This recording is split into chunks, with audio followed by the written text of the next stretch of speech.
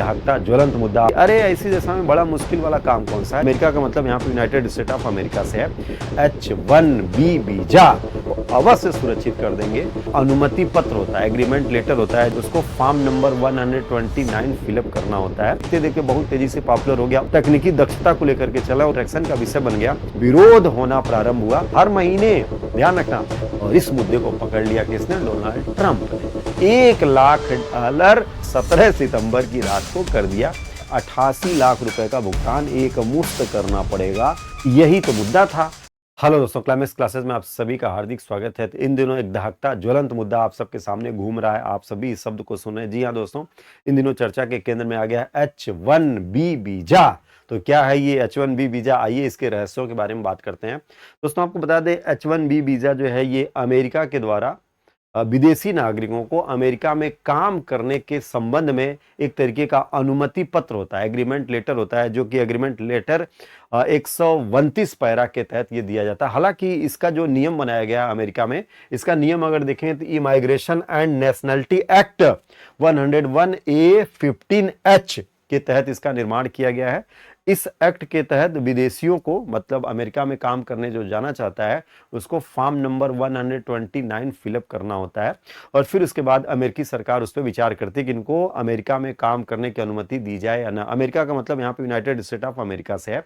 1990 के दशक में इस वीजा की शुरुआत हुई थी और ये वीजा देखते देखते बहुत तेजी से पॉपुलर हो गया उन देशों में जहां पर ऐसे विशिष्ट लोग जो विशिष्ट प्रकार की डिग्रियां हासिल कर रहे हैं या तकनीकी दक्षता को लेकर के चला और उनको अपने देश में रोजगार या काम नहीं मिल रहा है, उनको अपनी योग्यता के अनुसार, ऐसे लोगों के दिमाग में ये वाला वीजा बहुत ही लोकप्रिय हो गया, अट्रैक्शन का विषय बन गया।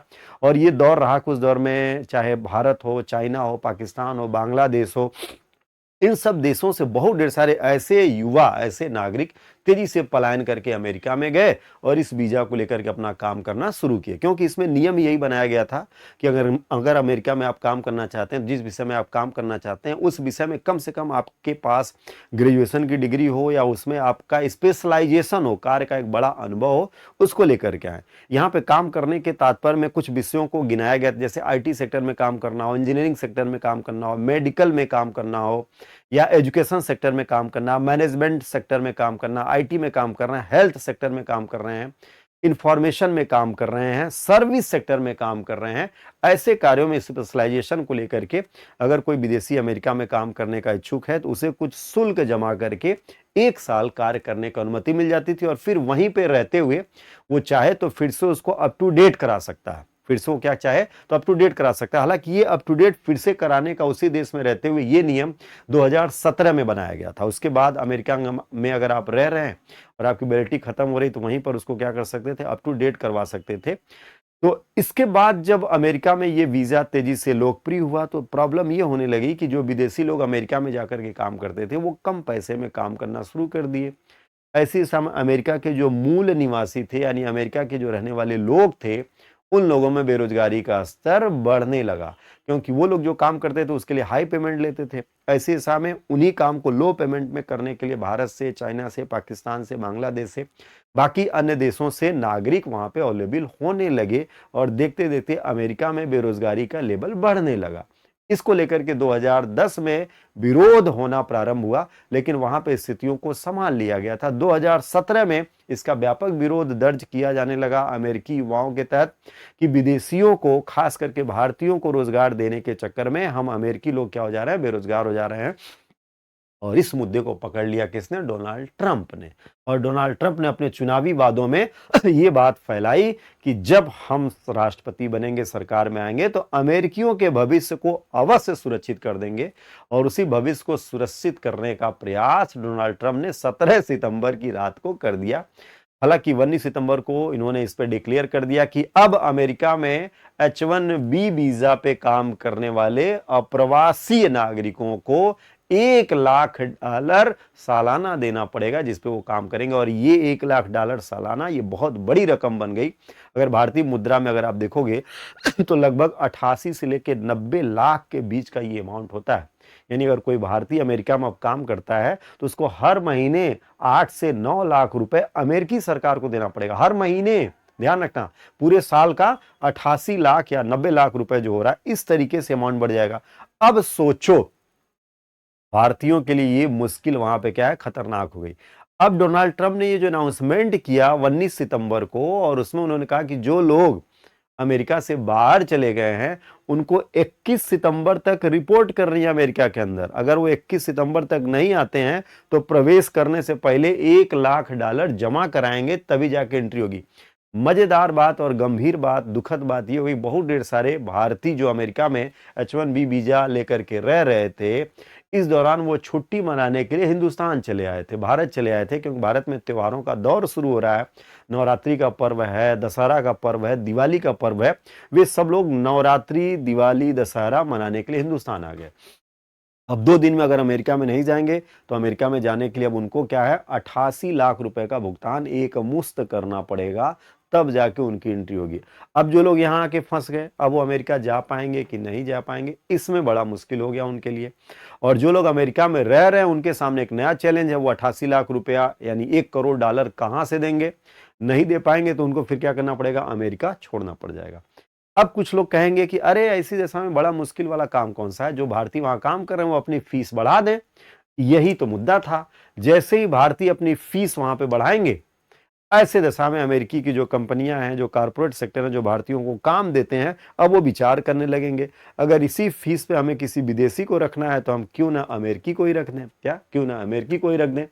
और मामला क्या हो गया, टाय टाय फिस हो गया। तो ऐसी दशा में मुश्किलें बढ़ जाएंगी उन सभी लोगों के साथ जो बेहतर भविष्य के निर्माण को लेकर के अमेरिका में विशिष्ट कार्य, विशिष्ट सेवा देने के उद्देश्य से गए थे और अपने जीवन को बेहतर बना रहे थे, उनका कैरियर बेहतर चल रहा था।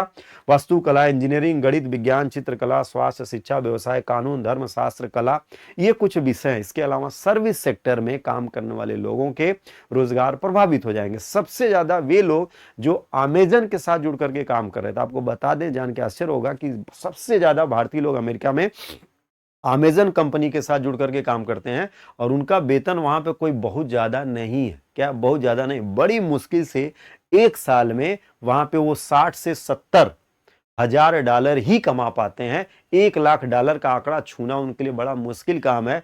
ऐसी दशा में बहुत ढेर सारे इस सेक्टर में काम करने वाले लोगों को अमेरिका छोड़ना पड़ जाएगा। क्या है, उनको अमेरिका छोड़ना पड़ जाएगा। और अमेरिका के द्वारा जो H1B वीजा जारी किया जाता है, यह भी ध्यान रखना है, उसकी लोकप्रियता भारतीयों में इतनी ज्यादा है कि अमेरिका में जारी किए गए कुल वीजा का लगभग 70% वीजा धारक अपने भारत के ही हैं। क्या है, अपने भारत के ही हैं। तो यकीनन दोस्तों, भारतीयों के लिए ये थोड़ा सा मुश्किल समय है। और वे लोग जो विदेशों में चले गए हैं, अब वो सोचेंगे हम भारत में आ जाएंगे और एकाएक उनके लिए वो सारी चीजें भारत में मिल जाएंगी। तो वो इसको सोच तो रहे ही होंगे। क्या है, वो तो इसको सोच रहे ही होंगे। अगर उनको ये सारी चीजें पहले से भारत में होती तो जाहिर सी बात है वो अमेरिका में अभी तक टिके ना होते, भारत में आकर के वो अपना पैर जमा चुके होते। तो इस तरीके से बहुत ढेर सारी मुश्किलें आने वाली हैं, और इसका प्रभाव आने वाले दिनों पे बेरोजगारी के लेवल को बढ़ाएगा, खास करके तकनीकी बेरोजगारी के लेवल को बढ़ाएगा, क्योंकि भारत में अभी उस लेवल का तकनीकी रोजगार उनके लिए अवेलेबल नहीं है जो लोग अमेरिका में जाकर के काम कर रहे थे। तो स्थिति बहुत ही गंभीर है।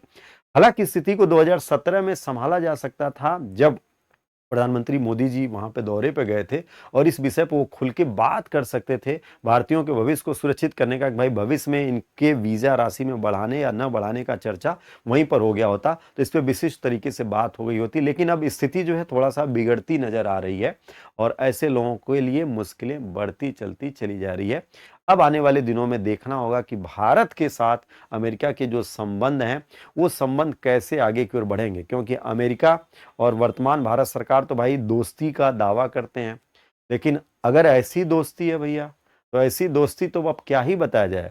अब तो यही कहना पड़ रहा है कि अगर अमेरिका जैसा दोस्त मिल जाए तो फिर दुश्मनों की क्या जरूरत, जो सामने आपको बहुत बढ़िया बढ़िया बधाई दे और पीछे खंजर नहीं भाला भोंक दे। क्या है, भाला भोंक दे। तो स्थिति थोड़ी सी गंभीर हो गई है। तो इस स्थिति पे आप भी नजर बनाए रखिएगा और हमारे क्लाइमेक्स क्लासेस से जुड़ते रहिएगा। महत्वपूर्ण जानकारी हम आप तक पहुंचाते रहेंगे। आप सभी को ऑल द बेस्ट।